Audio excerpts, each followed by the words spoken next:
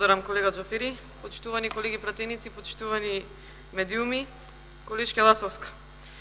Во вашиот говор објаснивте поредослед за сите пропусти и недоследности во однос и на процедурата и во однос на текстот на овој предлог закон.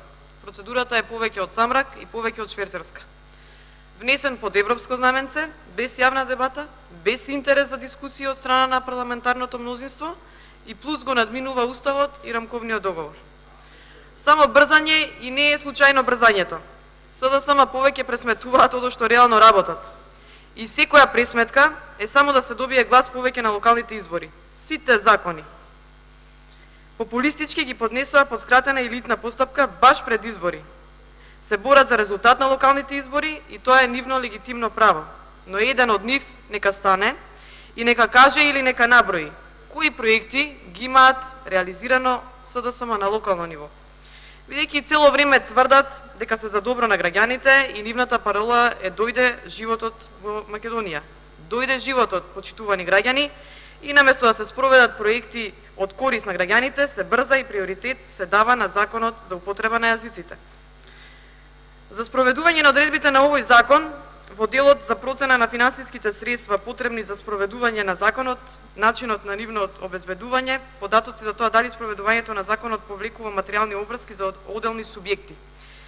Вели, за спроведување на предлог законот потребни ќе бидат дополнителни средства од буџетот на Република Македонија и повлекува материјални обврски за други субјекти.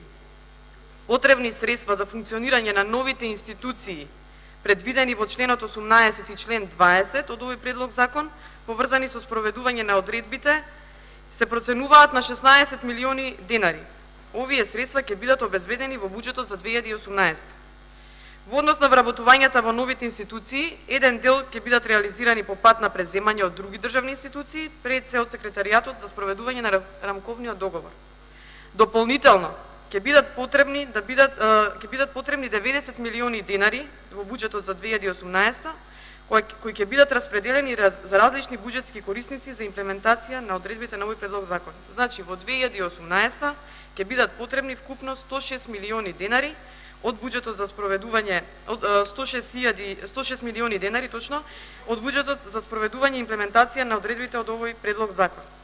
Наместо да се пренасочат и да се вложат во проекти корисни за албанците и за македонците, и од овој закон нема да имаат корист ниту албанците, ниту македонците, а сепак ќе се нарушат заедничките вредности и приоритети. И онака веќе се нарушени во секојдневна комуникација, а што е загрозено, праша еден колега од СДСМ, ќе свати за брзо. Благодарам.